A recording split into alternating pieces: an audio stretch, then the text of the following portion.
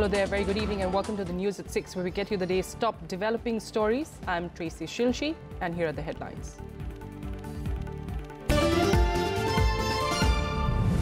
Prime Minister Narendra Modi to visit Israel tomorrow. Defence cooperation to be a key feature of the standalone visit with a summit-level meetings with Israeli counterpart Benjamin Netanyahu.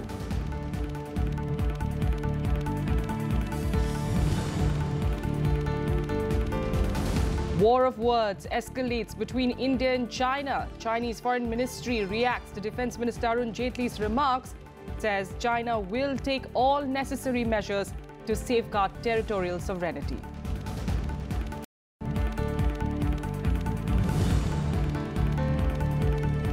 Bihar Chief Minister Nitish Kumar urges Congress to set an alternative agenda for the opposition, denies that he is in the race to be the opposition's prime ministerial face in the next election.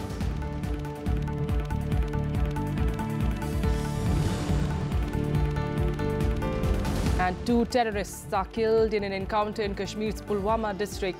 Days after being branded a global terrorist by the US, Hizbul Mujahideen chief Syed Salahuddin admits carrying out the terror attacks on the Indian soil.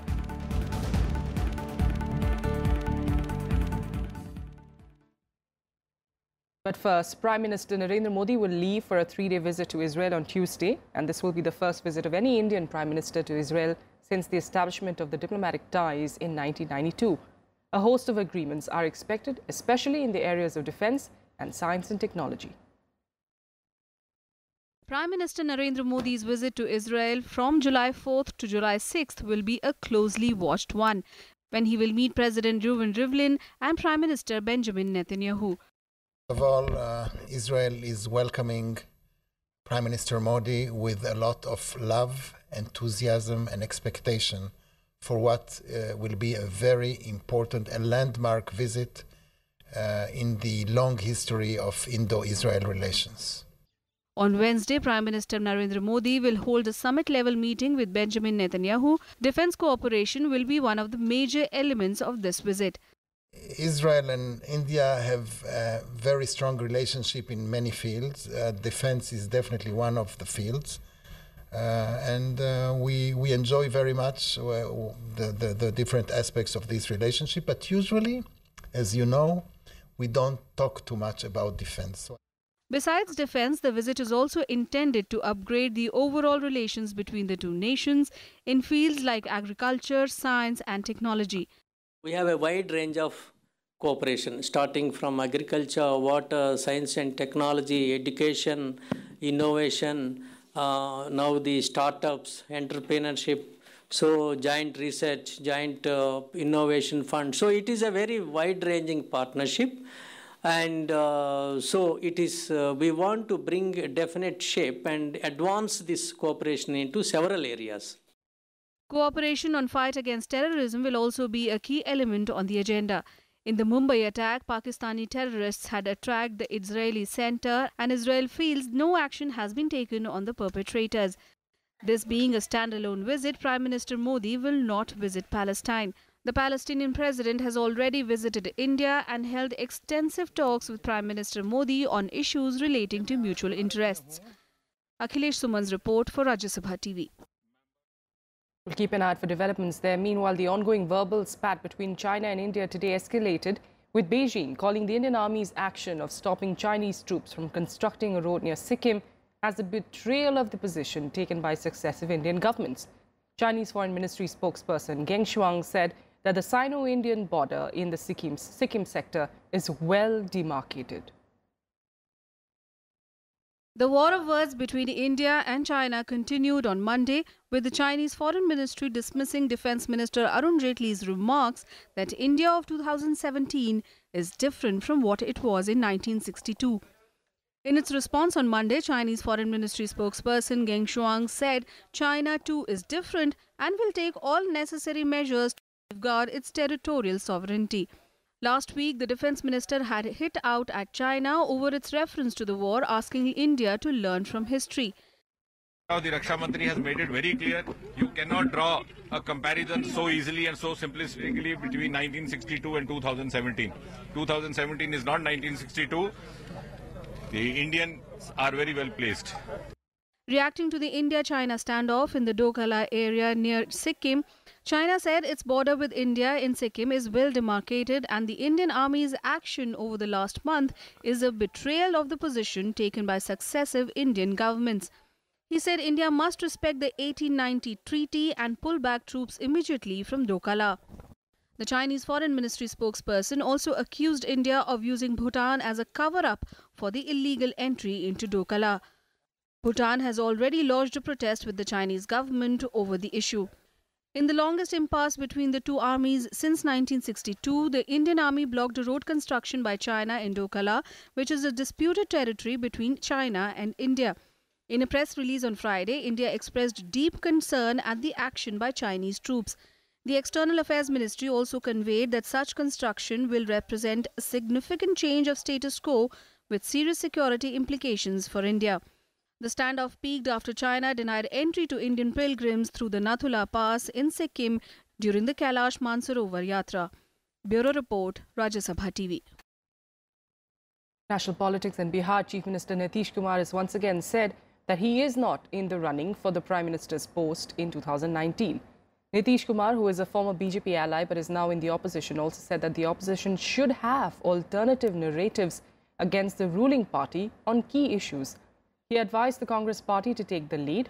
Calling it the largest party in the opposition, Nitish Kumar said that it should not rely on reactive narratives alone while addressing the problem of farmers while preparing for the general elections.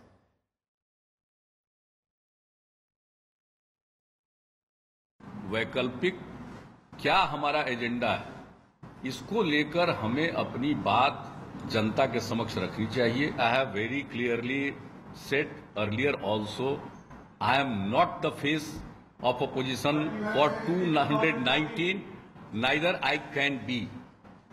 मुझ में न वो क्षमता है, न मेरे मन में वो एस्पिरेशन है. 2 militants were killed and 6 civilians critically injured in an encounter with security forces in Pulwama district of Kashmir on Monday morning. The operation is still underway. The gun battle started after security forces launched an operation in Bamu area of Pulwama upon receiving information about the presence of 3 terrorists. 1 more terrorist is believed to be trapped in the area. Police and CRPF joined in the ongoing operation. Meanwhile, in Anantnag, a policeman was shot at and injured by terrorists. Constable Ghulam Hassan was deployed on normal security duty when terrorists fired at him. The constable, who was unarmed at the time, was shot in the neck from close range.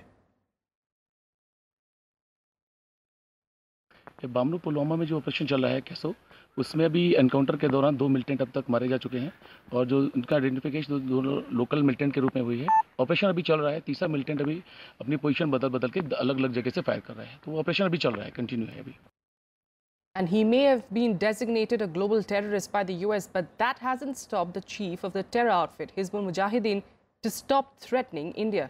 Syed Salahuddin has posted to a Pakistani television channel he and his outfit have carried out terror attacks in India.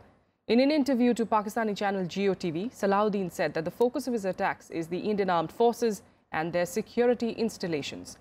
Last year, he had also threatened to turn Kashmir Valley into a graveyard for Indian forces. The threat comes just days after Pakistan had objected to the US action, calling it completely unjustified. It had said that Salahuddin was an individual who supported the Kashmiri right to self-determination. At a rally on Saturday, Salahuddin also termed US President Donald Trump as crazy for the action that was taken against him. He also said that the action was just a gift to Prime Minister Narendra Modi, who was visiting the US at the time.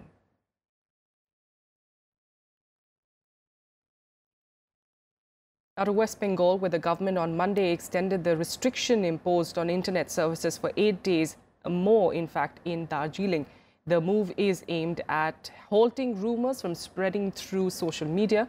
The Gorkha Janmukti Morcha supporters also held a massive protest outside the district magistrate's office in the hill town, which is witnessing an indefinite strike since the 15th of June. Boarding schools that are slated to reopen on Tuesday have extended their vacation due to the prevailing situation. Except pharmacies, all other shops, restaurants, private offices and hotels remain closed. Police and security forces patrol the streets with barricades in front of government offices and entry-exit points. Meanwhile, the Gorkha Janmukti Morcha has once again requested the central government to conduct a dialogue over the separate state issue. केंद्र सरकार को गोरखालैंड का ऊपर dialogue करना चाहिए, क्योंकि आज आप देख रहा है छोटा छोटा बच्चा भी स्ट्रीट्स में है, सब गोरखालैंड डिमांड कर रहा है। हाँ, बंगाल में हम लोग सुरक्षित नहीं है, गोरखालैंड चाहिए। हाँ, ये पीपल्स एस्पिरेशन है, इसको रेस्पेक्ट करना चाहिए। केंद्र को गोरखालैंड का ऊपर अब सीधा बातचीत करना चाहिए। हम लोग का ये 1 पॉइंट एजेंडा है। The Bombay Stock Exchange on Monday opened on a positive note with a surge in the Sensex by over 300 points following the 1st of July rollout of the goods and services tax.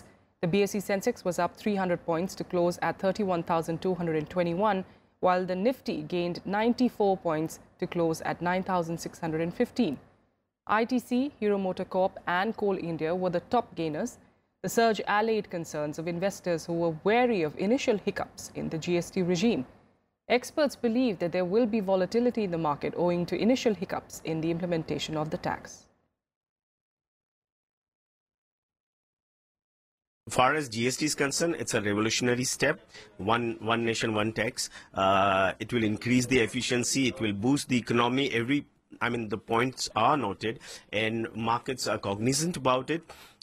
Yes, initially there may be some disruption due to implementation, but I'm sure everything will be sorted out. And markets, so far what we have seen, they've been positive regarding GST. Prime Minister Narendra Modi on Monday, meanwhile, advised young IAS officers to fill India's administrative system with the energy of New India.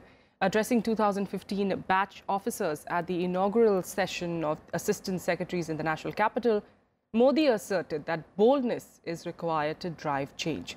He also underlined that dynamic change is needed to transform the system. The Prime Minister also urged the new officers to interact freely with seniors in the government so that the system could benefit from a combination of their energy and fresh ideas.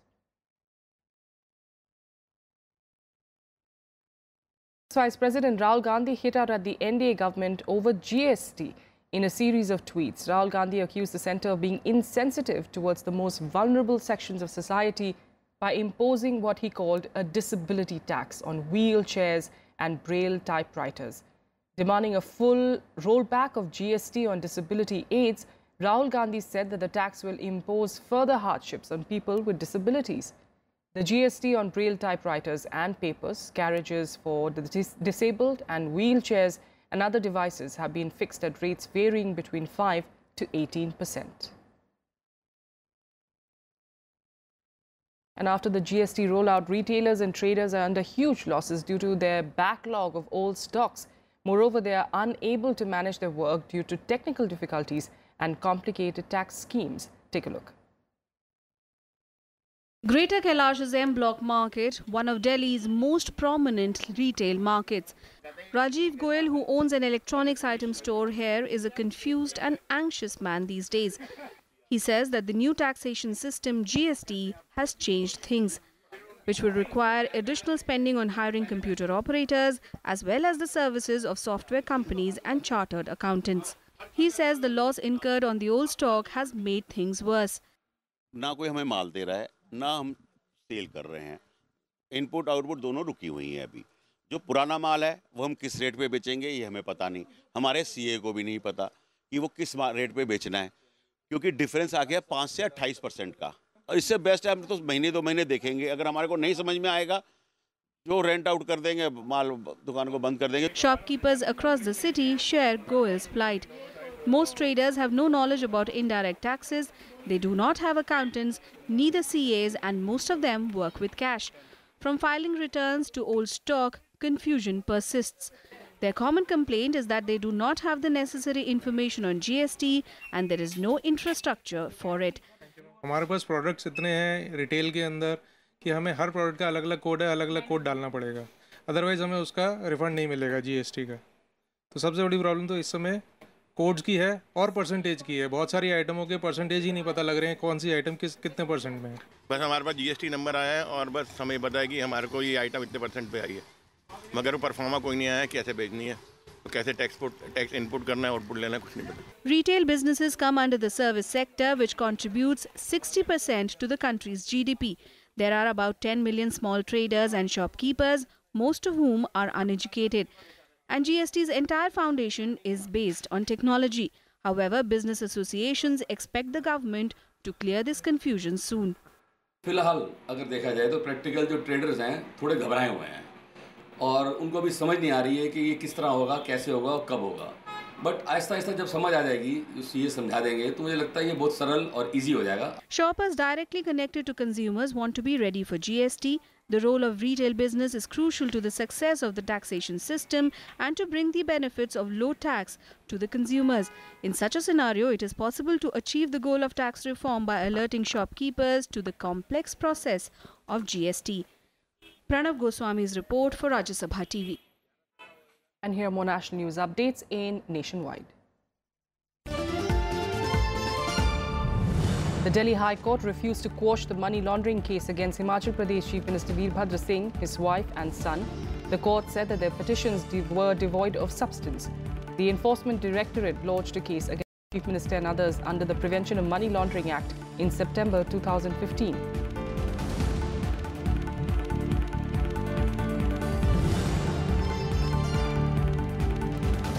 The Supreme Court rejected a petition for hearing the bail of former Calcutta High Court Judge Justice C.S. Karnan. He had requested urgent listing of his petition seeking bail and setting aside of his conviction. He is facing jail term in contempt of court case. Karnan is the first ever sitting judge of a higher court to be sentenced to jail term.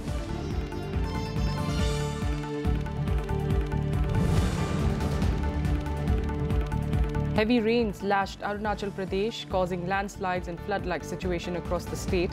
The river Kameng in Sepa was flowing over the danger level. 2 bridges that connected Sagali were washed away, leaving around 100 commuters stranded.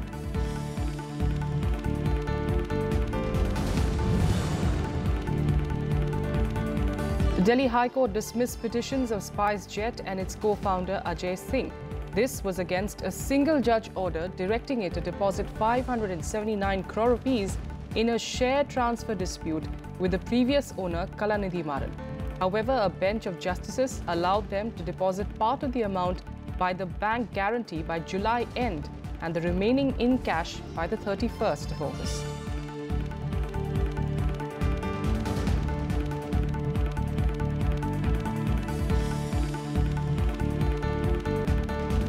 With that, a quick break here. Up next, the top international stories.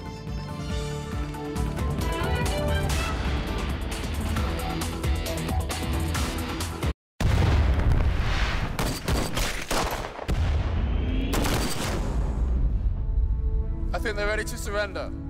INA की बागी फौजियों पर अंग्रेज देशद्रोह का मुकदमा चलाएंगे। उन तीनों के बचने के चांसेस कम हैं।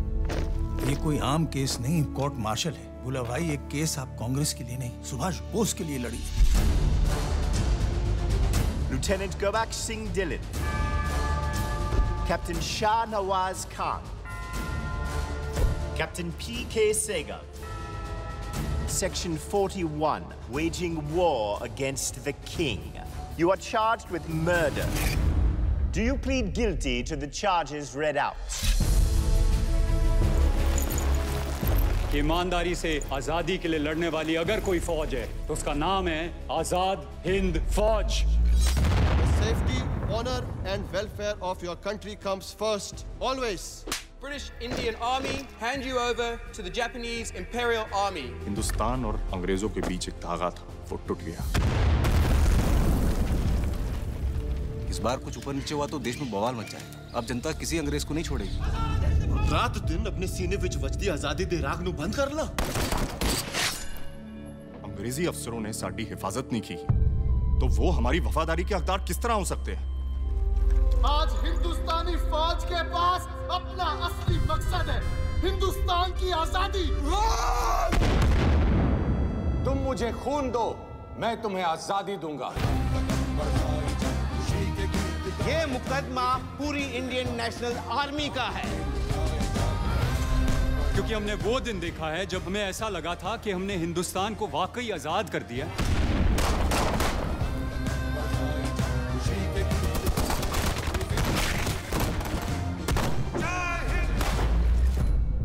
देश की आजादी की लड़ाई कोर्ट में लड़ी जा रही है और इस वक्त पूरा देश एक साथ तैनात।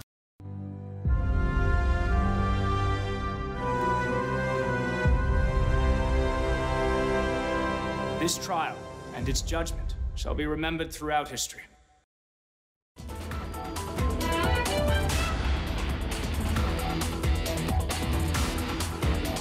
Welcome back. US President Donald Trump spoke with Chinese President Xi Jinping on Monday, appealing for his help with what he called the growing threat posed by North Korea's nuclear weapons program. The conversation comes in the backdrop of the recent clash between the two over Washington's arms sale to Taiwan. Trump also spoke with Japanese Prime Minister Shinzo Abe about North Korea. The discussions come at a delicate time, with North Korea's missile tests continuing to dominate diplomatic talks around the world and analysts warning of the possibility of another nuclear test. The US has for long been hoping that China would be able to persuade Pyongyang to abandon its weapons program. But Trump acknowledged recently that those efforts had failed. As a result, the US has sharply escalated pressure on China to do more to punish the North. Meanwhile, Pakistan once again rejected India's demand for consular access to Kulbhushan Jadhav, who is facing death penalty on alleged espionage charges. Pakistan said that it would be a travesty of logic to link his case with Indian civilian prisoners languishing in Pakistani jails. It also claimed that Jadhav was sent to prison by Pakistan and its intelligence agency for espionage and terrorism. The rejection came a day after India and Pakistan exchanged a list of prisoners lodged in each other's jails. The lists were exchanged under the bilateral agreement of 2008. India had on Saturday sought consular access to Jadhav, a retired Indian Navy officer sentenced to death in April by a Pakistan court. Pakistan dismissed India's consular access request to Jadhav more than 15 times.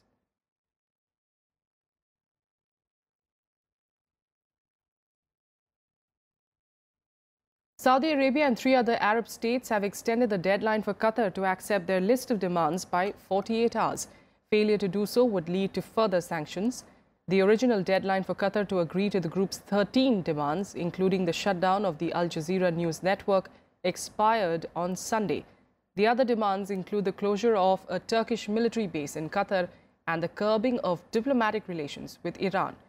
Qatar has already denied funding extremism and will submit a formal response later on Monday. It has also termed the demands an affront to international law. However, in a statement released before the extension, Qatar said that the tactics were reminiscent of the extreme and punitive conduct of bully states.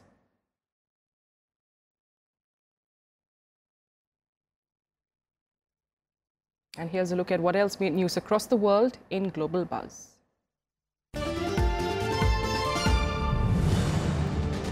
A tour bus collided with a lorry on a Bavarian motorway in Germany. The authorities fear around 18 people are dead. The bus was carrying 48 passengers, and 30 of whom had critical injuries.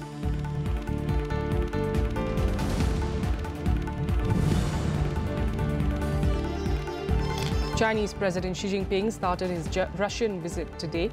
It will be the 21st meeting between the two leaders. Chinese ambassador to Russia, Li Hui, said that the meeting is especially important as 2017 marks the 20th anniversary of the establishment of China-Russia friendship. The visit is expected to give new impetus to the bilateral relations between the two nations.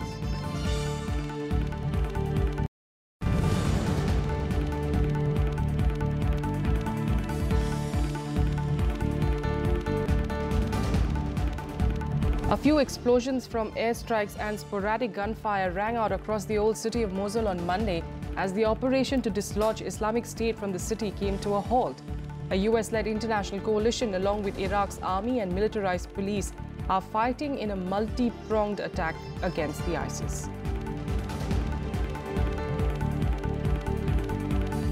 That's all we have for you in the news at 6. Thanks so much for joining us.